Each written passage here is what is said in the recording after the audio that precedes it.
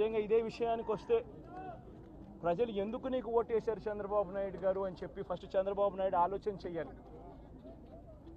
ఒకవైపున వైఎస్ఆర్ కాంగ్రెస్ పార్టీ ప్రజల్లో వ్యతిరేకత వల్ల ఓడిపోలేదు, ప్రజలకు మంచి చేసి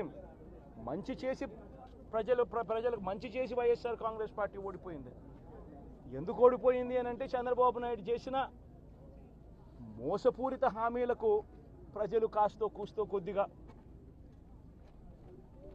ఇదే ఆ 10% కాస్త అటువైపున షిఫ్ట్ అయ్యి చంద్రబాబు నాయుడు గారు అధికారంలోకి వచ్చిన పరిస్థితులు. మరి చంద్రబాబు నాయుడు అధికారంలోకి వచ్చిన తర్వాత ఈరోజు రైతులకు తాను ఇస్తానన్న రైతు భరోసా 20,000 రూపాయలు ప్రతి రైతన్నకి ఇస్తానన్నాడు. వ్యవసాయం స్టార్ట్ అయింది, ఖరీఫ్ మొదలైంది, పంటలు వేగంగా వేస్తూ ఉన్నారు రైతన్నలు. ఇంతవరకు రైతు భరోసా 10,000-20,000 రూపాయలు ఇస్తానన్న దానికి అతి గతి లేదు. బడులు మొదలయ్యాయి. అమ్మఒడి కింద జగన్ 15,000 ఇస్తాను అని అంటే కాదు చంద్రబాబు నాయుడు వస్తే ఎంతమంది పిల్లలు ఉంటే అంతమందికి ఇస్తాడు, ప్రతి ఒక్కరికి 15,000 ఇస్తాడు అని చెప్పారు.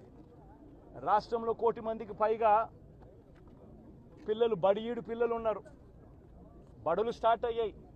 ఆ ప్రతి తల్లి కూడా అడుగుతూ ఉంది, తల్లికి వందనం అని పేరు పెట్టావు, అమ్మఒడి అనే పథకాన్ని పేరు మార్చావు, మరి ఆ డబ్బులు ఏమైనాయని చెప్పి గవర్నెన్స్ మీద కాస్త ధ్యాస పెట్టి ఆ తల్లులకు ఇచ్చే డబ్బులు ఇచ్చే కార్యక్రమం చూడండి. రైతులకు ఇచ్చే రైతు భరోసా 20,000 ఇస్తామన్నారు, ఇచ్చే కార్యక్రమం చూడండి.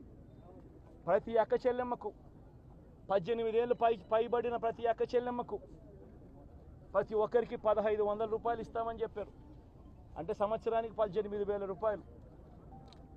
రాష్ట్రంలో 4,12,00,000 మంది ఓటర్లు ఉండరని చెప్పి మొన్నలే లెక్కలు తేలాయి. అందులో దాదాపుగా 2,10,00,000 మంది మహిళా ఓటర్లే. అంటే అందరూ 18 సంవత్సరాలు నిండిన మహిళా ఓటర్లే.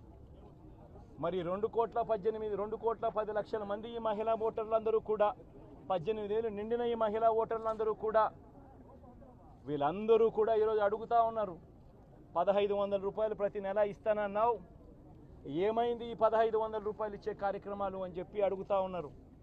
వాటి మీద ధ్యాస పెట్టే కార్యక్రమం చంద్రబాబు నాయుడు చేయాలి. ఇవేవి కూడా చేయకుండా కేవలం భయాందోళనలు క్రియేట్ చేయాలి, రాష్ట్రంలో రావణ కాష్టం సృష్టించాలి, దొంగ కేసులు పెట్టాలి, ఇరికించాలి, ఆస్తులను ధ్వంసం చేయాలి.